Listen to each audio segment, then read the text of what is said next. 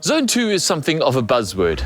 But what if we told you that you were doing Zone 2 all wrong? Or more accurately, your idea of what Zone 2 is all wrong.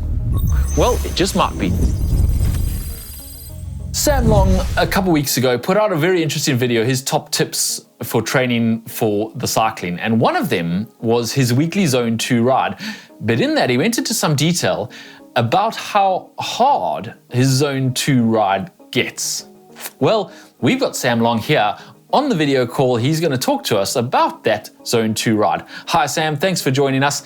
How long is your Zone 2 ride? So great to be here. We even wore matching black. Now, I build my Zone 2 ride up to 5 or even 6 hours as I get more fit, especially leading into an Ironman race. And your Zone 2 run, how long would a Zone 2 run be? Zone 2 run, I usually cap that at about 2 hours, but I'll even build it occasionally if it's again right before an Ironman up to 2.5 hours maximum for me. Okay, so these seem fairly reasonable for a pro Ironman anyway. So what about your pace or your speed for those sessions? How fast, how hard do you think you're going? Yeah, I mean it's not super easy. On the bike, I'll build up to about, the cap would be about 280 watts. So normally I'd be targeting between 250 when I'm a little bit less fit, up to 280 as I start to get quite fit. And I'll be averaging about 40 kilometers an hour for that whole ride. And then on the run, I like to get down to about 6:10 pace per mile or so, roughly there. And of course you still warm up. Again, it says something. You have to warm up for a Zone 2 effort. So now you might be watching at home and thinking, well, yeah, he's a pro. Those speeds are his easy. Is it easy for you, Sam? No, I definitely wouldn't say it feels easy. I mean, I think that's the interesting thing about this is like, if you look at perceived exertion, like it might start, okay, let's say it's 4 hours on the bike. The first half hour might feel like, let's say a 4 out of 10 RPE, but the final half hour will feel like potentially all the way up to a 7 or 8 out of a 10. Like it starts to feel really hard because it's pushing your mitochondria and it's really pushing the cells of your body.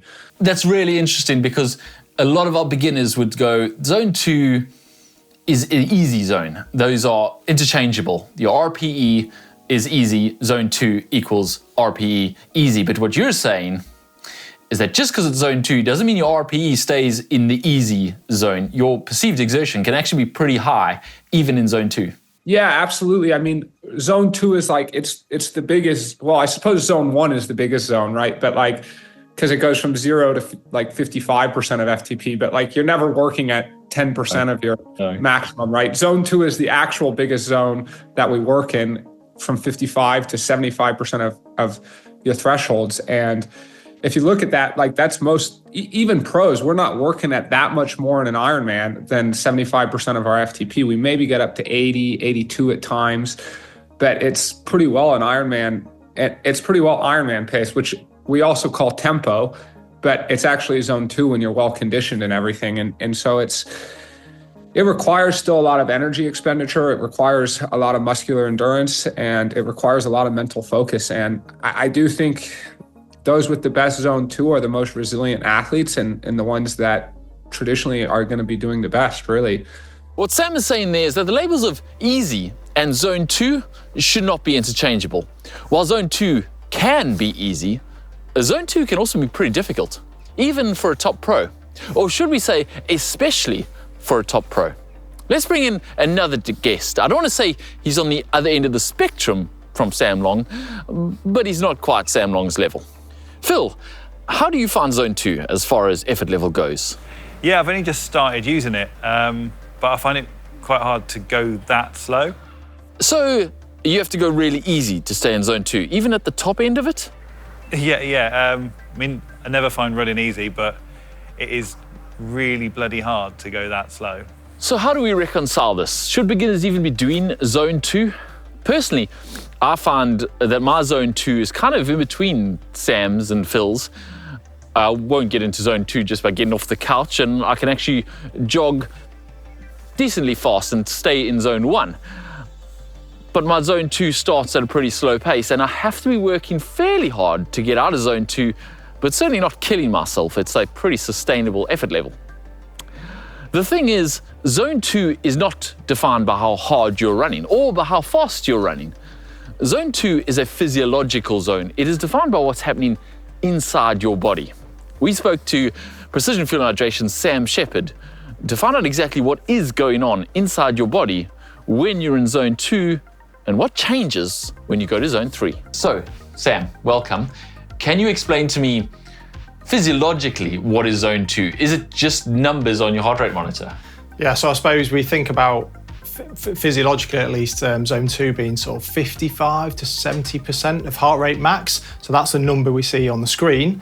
What's going on in the body is a little bit different. So that's basically where we're consuming oxygen at such a rate that we can generate energy primarily from fat as a fuel. We'll be still using some carbohydrate, but what that means is that we shouldn't be accumulating lactate. So we're not producing lactate at a higher rate than which we can clear it in our bodies.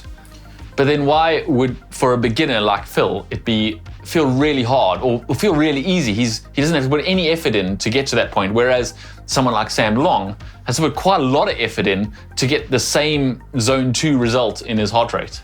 Yeah, so it's really based on what's in the muscle, I suppose. And we can think about mitochondria, so there's like powerhouse, the energy generator in the cell, and also the blood vessels that feed the muscle as well. So we can deliver oxygen at a high rate, and then we have the machinery in the muscle, the mitochondria, to be able to use that oxygen to generate energy aerobically. Then that machinery is really important to enable someone like Sam Long to even work at fairly high rate, but still get a lot of energy from fat aerobically. And so he's not going into zone 3 where he's starting to accumulate those fatigue, but he's also still well within zone 2, but he's working pretty hard, whereas Phil is not doing any work whatsoever, but he's already gotten to the point where his body is kind of taking a bit of strain to meet those aerobic demands from the work he's doing. Yeah, so he's trying to, he's breathing at such a rate, it might still be a fairly low level, but he's not delivering the oxygen to the muscle as efficiently and therefore not being able to use it as efficiently. So more of his energy is then coming from carbohydrate, he's accumulating lactate slightly at a higher rate than he can clear it, and obviously over time that's going to accumulate to the point where fatigue starts to really set in.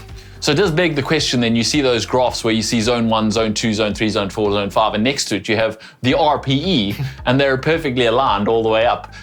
Those are kind of wrong, aren't they? Those are kind of depend on what your actual skill level is or your experience level. Absolutely, yeah. So if we think about an RPE for maybe a lower level athlete, they might be going along at a 3 or 4 RPE, which we might typically consider as like zone 2.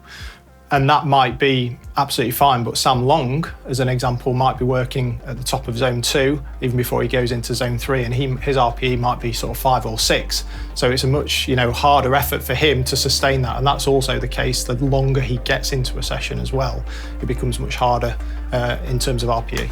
So for an elite, well-trained pro, even at fairly hard effort levels, their body is coping physiologically really well with that effort level. So their heart rate stays low, they don't accumulate any fatigue, they don't accumulate any lactate.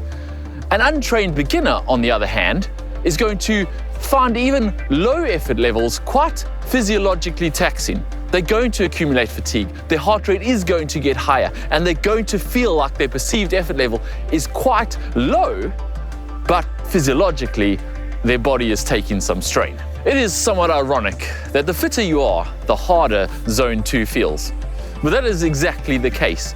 Your zone 2 might feel really easy, but for someone else, staying in zone 2 might actually be a pretty high effort level. It is important to realize, though, that your zone 2 has to be accurate.